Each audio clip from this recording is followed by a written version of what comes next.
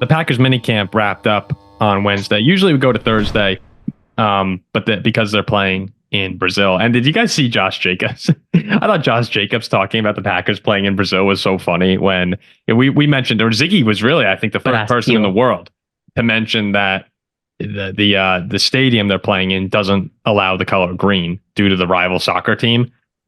So they're talking to Josh Jacobs about going down to Brazil and saying how apparently the gangs down in that area in Sao Paulo don't like when you wear the color green. So the NFL is not letting the Eagles or the Packers wear green for that game. And Josh Jacobs why are we here? Why are we going to this game? Why are you sending the two green teams to this area where the gangs are not going to be happy that they are green affiliated teams? I thought that was just so funny. But the Packers at minicamp right now. So Jordan Love had a comment on the wide receivers, and he kind of echoed what we've been saying this entire time. He said, "I think you don't have to have a number one receiver. I think it works out well when you can spread the ball out and you got different guys making different plays and you can put them in different areas. I think it puts a lot more stress on the defense and the calls that they can get in. So I think in the long run, it helps us not having a number one guy, a true number one guy. But I think all those guys can step up and be the number one on any given day."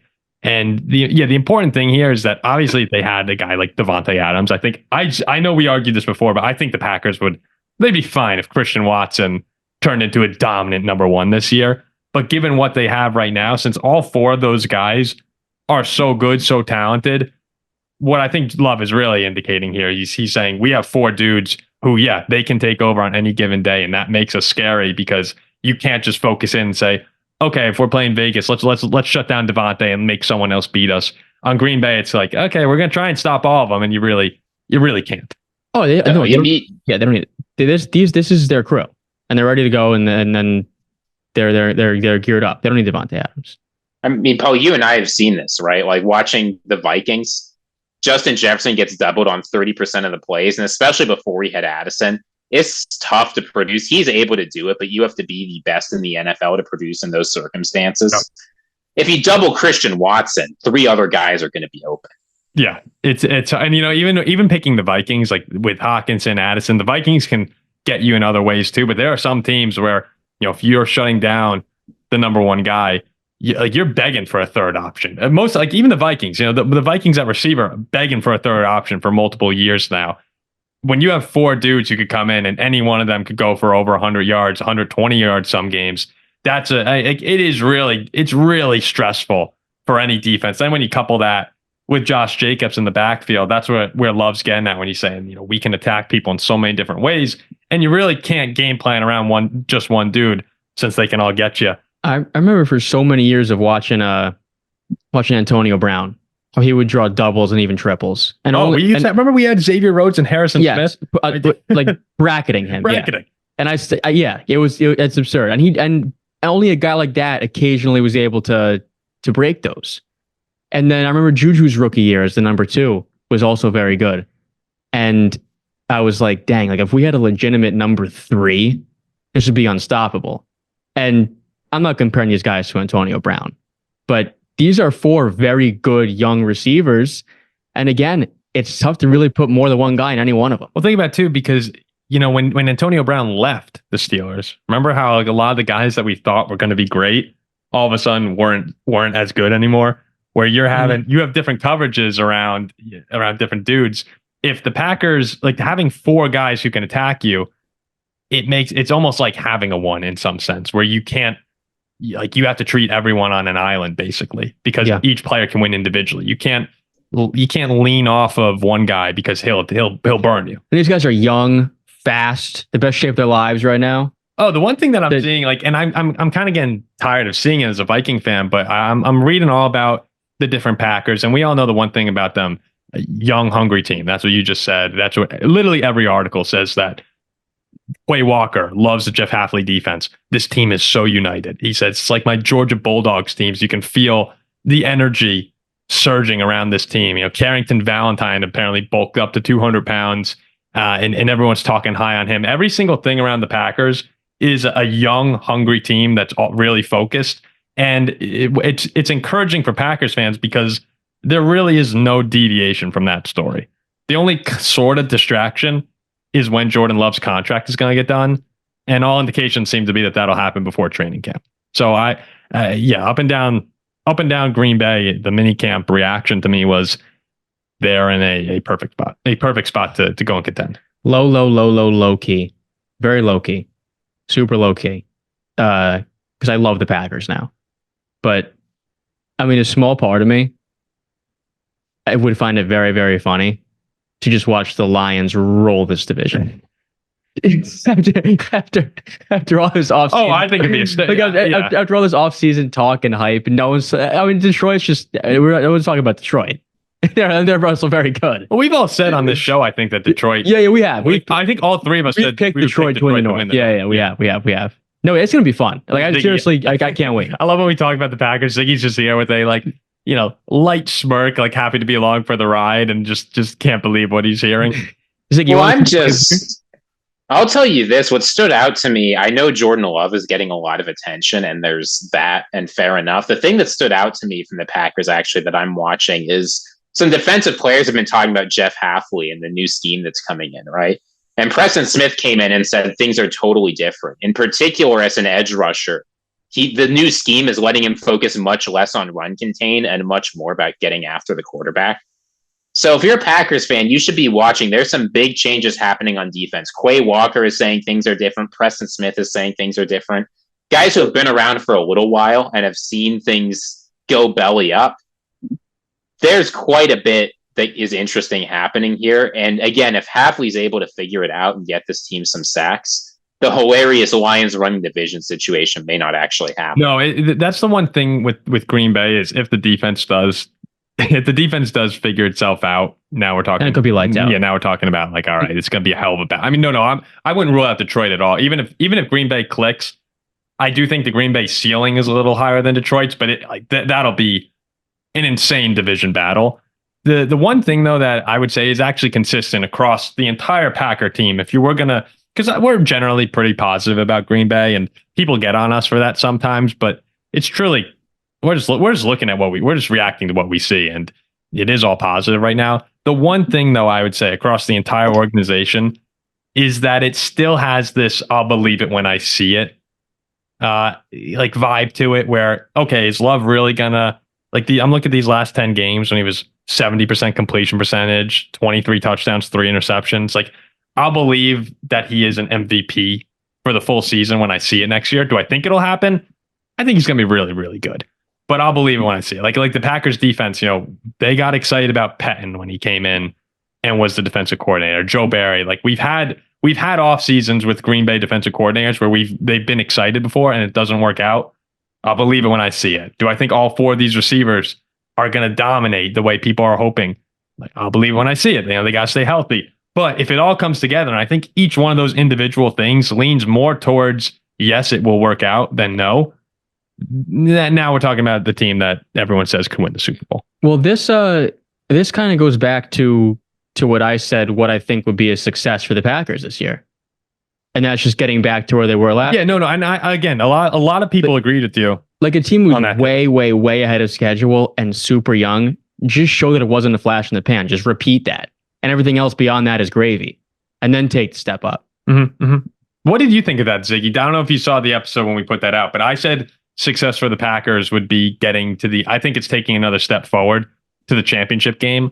And Jack said, just repeat, get to the divisional round and show you're a success. I think repeating, and Packers fans can talk about this in the comments if they want, but from what I've heard and what I think, if you can win a playoff game this year in the wild card round, either winning the division, like if they get the 1 seed and lose, or if they make the divisional round through the wild card round, in either case, showing that you can do that Jordan Love is that guy, that the defense is probably improved. Yeah. That is a successful season. And when you make your standards for a successful season being one of the 4 best teams in the NFL, not even just that, right? Getting lucky, making that's hard. That's a high standard. That's very hard to reach. And though I think the Packers can, they don't have to have a successful season. Jordan Love is being asked to do a lot more this year, right? I read about this. He's being asked to call plays in the 2-minute drills, just like Aaron Rodgers did. The playbook is opening up, just like it did for Rodgers. LaFleur is seeking out his input. He has a huge step to take And taking the step from good to great is much harder than taking the step from okay to good. If they make the divisional round again, it means he probably did that, and they have something to be excited about. I feel like it's a national holiday whenever Ziggy agrees with me. Okay, it doesn't happen often at all, but when he does, it feels pretty good. No, I think you guys are absolutely like. I think you're right. I guess there's no right or wrong answer. No, I like part of, I would like to see them go a little bit further, but I like if I were a Packers fan and they have. You would what? I said if I were a Packers fan, they got to the divisional round, like, yeah, I would be. That's not the first thing you said. What did I say? The first thing you said was, I'd like to see him go a little bit further. Oh, no. If I were a Packers fan, I'd like to see them go. Okay. For them to have success. So if. No, yes, absolutely. What are we talking about? An ideal world for colors. Me, an ideal world for me is that, week 4, the Vikings go into Lambeau Field and just stomp them.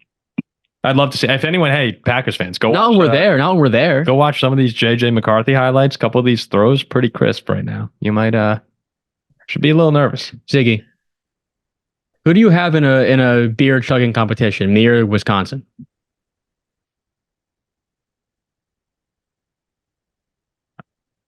Hold on. The average person in Wisconsin, or is Wisconsin sending their best? No. Like when you go up to Green Bay, right? You walk into a bar in Wisconsin. Walk into those the You're getting destroyed. You think so? If they can pregame it and destroy you. You think there's value on me plus like 2,000? Sure, plus 2,000. They might have an off day. I mean, but I'll say this: he would throw up. Like Jack will 100%. If we like Jack, I've seen you yak off of far less than I yak off all the time. Paul, you saw me at the grab party. I booted, but I rebooted. You boo and rally. I invented the boo and rally.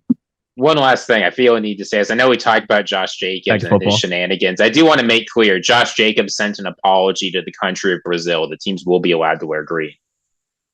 Oh, are they allowed to wear green? Yeah, he was apparently misinformed. I kind of like them not wearing green.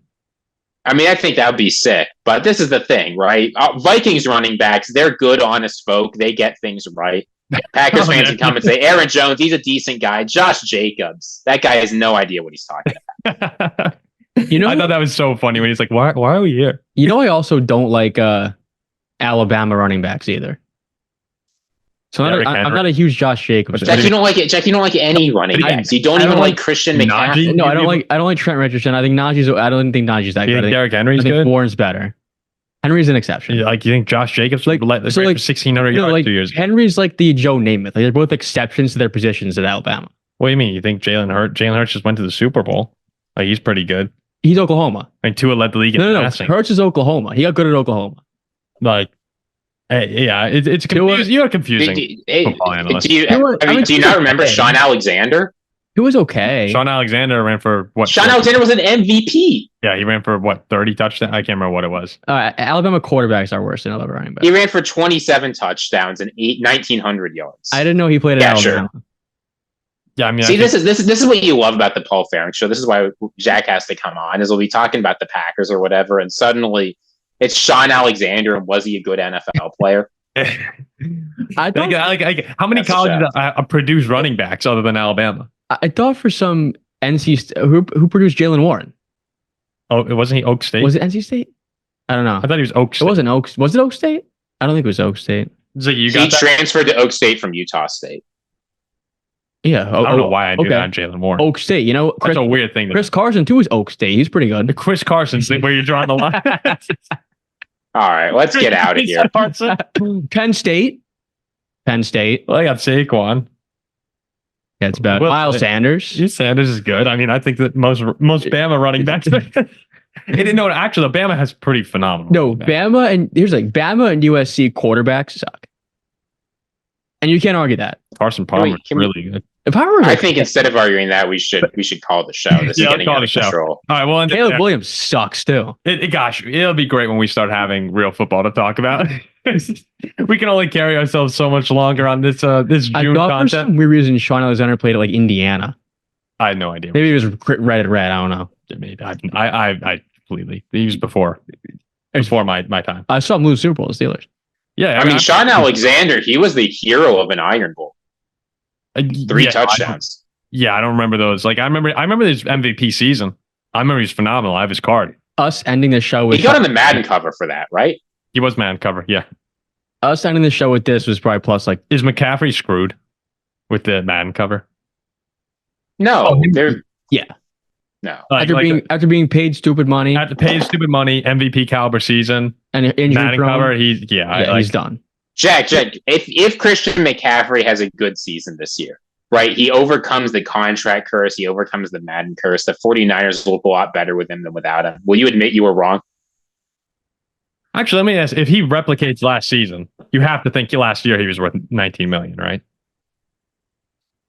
I don't know. All right. We're gonna. All right. Jack's just a clown. Get him out of here. Get him out of here. If they win the Super Bowl and he wins Super Bowl MVP, I'll admit I'm wrong. Is that fair? You know, that's not as implausible as. No, it's not. It's No. If he wins Super Bowl MVP and they win the Super Bowl, I'll admit I was wrong. Okay. Look, if he wins Super Bowl MVP and loses the Super Bowl, you have to admit you were wrong. No, he lost. He didn't do enough. He could have done more. All right, we'll wrap up the show there.